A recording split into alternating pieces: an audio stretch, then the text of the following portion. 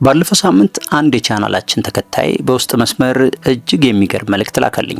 እንዲህ ይላል። ፊልም ለማየት እራት ለመብላት ወይም ቀጠሮ በያዘን ቁጥር ሁልጊዜ ወንድሟን፣ እህቷን ወይም ጓደኞቿን ይዛ ትመጣለች። ለአንድ ሰከንድ እንኳን ብቻችንን መሆን አንችልም። ፈጽሞ ልትቀርበኝ አልቻለችም። አትወደኝም ማለት ነው የሚል ነበር። እውነቱን እንነጋገር፣ ፍቅረኛህን ለብቻዋ ማግኘት ሰማይን እንደ መቅዘፍ ከባድ እየሆነበት ተቸግረሃል። ሁልጊዜ ከቤተሰብ ወይም ከጓደኛ ጋር ካልሆነ ሁለታችሁ ብቻ አብራችሁ የማትወጡ ከሆነ ጉዳዩ አትወድህም ማለት ላይሆን ይችላል። ምናልባትም ባንተ ላይ ሳታውቀው ትልቅ የስነ ልቦና ጦርነት እያወጀችብህም ሊሆን ይችላል። ለምንድነው አንዳንዶች በግንኙነት ውስጥ ለብቻ መሆንና ጥልቅ ቅርርብ መፍጠር ፍጹም የሚከብዳቸው? ዛሬ የእነዚህን ሰዎች ድብቅ አእምሮ በሳይንስ እንፈትሻለን። ይህ ባህሪ ላይላዩን ሲታይ ማህበራዊነት ወይም ቤተሰብ ወዳድነት ሊመስል ይችላል። እውነታው ግን ከዚህ ፍጹም የራቀና ጥልቅ የስነ ልቦና ሚስጥር ያዘለ ነው። በዚህ ቪዲዮ መጨረሻ ላይ እነዚህን ለብቻቸው ለመሆን የሚሸሹ ወይም የሚፈሩ ሰዎችን እንዴት መያዝ እንዳለብህ፣ ከጀርባ ያለውን የባህሪ ግንብ እንዴት እንደምትሰብርና ፍርሃታቸውን አጥፍተህ አንተን ብቻ እንዲያሳድዱህ የምታደርግበትን አንድ የተለየ የስነ ልቦና ሚስጥር እነግርሃለሁ።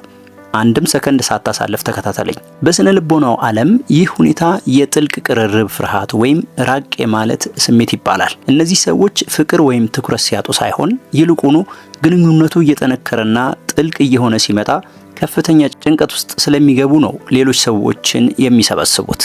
ሁልጊዜ ከፍቅረኛቸው ጋር ሲገናኙ ጓደኛ ወይም ዘመድ የሚይዙት ብቻቸውን ሲሆኑ የሚፈጠረውን ጥልቅ ስሜታዊ ግንኙነት ለመሸሽ እንደ ጋሻ የሚጠቀሙበት ድብቅ ስልት ነው። በኮሜንት ላይ ብዙ ወንዶች ስርቃት ትቀርበኛለች፣ ስቀርባት ደግሞ ትሸሸኛለች እያሉ የሚጽፉት ባህሪ ዋና መነሻ ይህ ቲዮሪ ወይም ንድፈ ሐሳብ ነው። እነዚህ ሰዎች ሶስት ዋና ዋና ባህሪያት አሏቸው። አንደኛ፣ ፍጹም ጥልቅና ግላዊ በሆኑ የፍቅር ወሬዎች ዙሪያ ማውራት አይፈልጉም። ስለዚህ ወሬውን ወደ ማህበራዊ ርዕሶች የሚቀይርላቸው ሶስተኛ ሰው ይፈልጋሉ።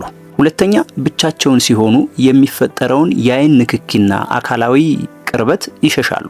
ጓደኛ መኖሩ ለነሱ የመከላከያ ቀጠና ይፈጥርላቸዋል። ሶስተኛ፣ ግንኙነቱን ጓደኝነት በሚመስል ድባብ ውስጥ ማቆየት ይመርጣሉ። አእምሯቸው ይህንን የሚያደርገው ካለፈው ቁስላቸው ራሳቸውን ለመከላከል ነው። ምናልባት በልጅነታቸው በቅርብ የሚያምኑት ሰው ጥሏቸው ሄዶ ሊሆን ይችላል፣ ወይም ቤተሰብ ውስጥ በስሜት መጎዳትን አይተዋል። ስለዚህ አእምሯቸው ሰው ላይ በጣም ከተጠጋሽ እና ብቻሽን ከሆንሽ ትጎጃለሽ፣ ስለዚህ ሁልጊዜ በሰዎች መከበብ ይኖርብሻል የሚል ድብቅ ትዕዛዝ ይሰጣቸዋል። አንድ ምሳሌን እንውሰድ። ሁለት ወጣቶች አሉ። ናሆም እና ናርዶስ ይባላሉ። ናርዶስ ፍቅረኛዋ ናሆም በጣም ሲቀርባት ሁልጊዜ ስለ ትዳርና ስለ ወደፊት ህይወት ብቻቸውን ማውራት ሲጀምር እሷ ፍርሃት ይይዛታል። በአካል ለመገናኘት ሲቀጣጠሩ ብቻቸውን የመሆኛ ጊዜ እንደምትፈልግ ትነግረዋለች። ያ ግን እውን አይሆንም። እሱ ምን አጠፋው በሚል ጭንቀት ይበልጥ በቴክስትና በስልክ ሊያገኛት በሞከረ ቁጥር ናርዶስ ይበልጥ ትሸሻለች። በአካል ለመገናኘት ግዴታ ቢሆንባት እንኳን የግድ ያጎቷን ልጅ ወይም ጓደኛዋን ይዛ ትመጣለች። እሱ በጨነቀው ቁጥር እሷ ትሸሻለች። ለምን ይመስላችኋል? ምክንያቱም ናርዶስ በጥንዶቹ መካከል የሚፈጠረውን ያንን ስሜታዊ ግልጽነት ትፈራዋለች።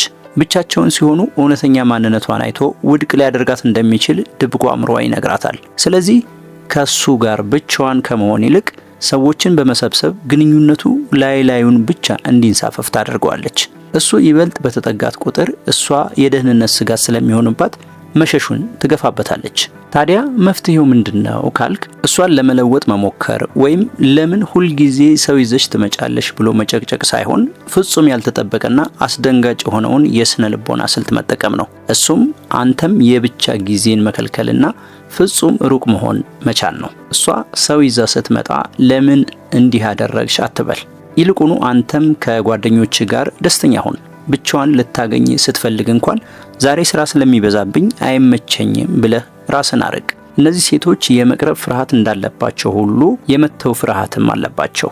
አንተ መለማመጡን ትተህ ራስን ስታርቅ በእነሱ አእምሮ ውስጥ የነበረው የመከላከያ ግንብ ይፈርሳል። ዝም ስትል ነው ዝምታው የሚረብሻቸው። አንተ ስትሸሽ እነሱ የለመዱት የበላይነት ይጠፋና አንተን ብቻቸውን አግኝተው ግንኙነቱን ለማስቀጠል ራሳቸው መለመን ይጀምራሉ።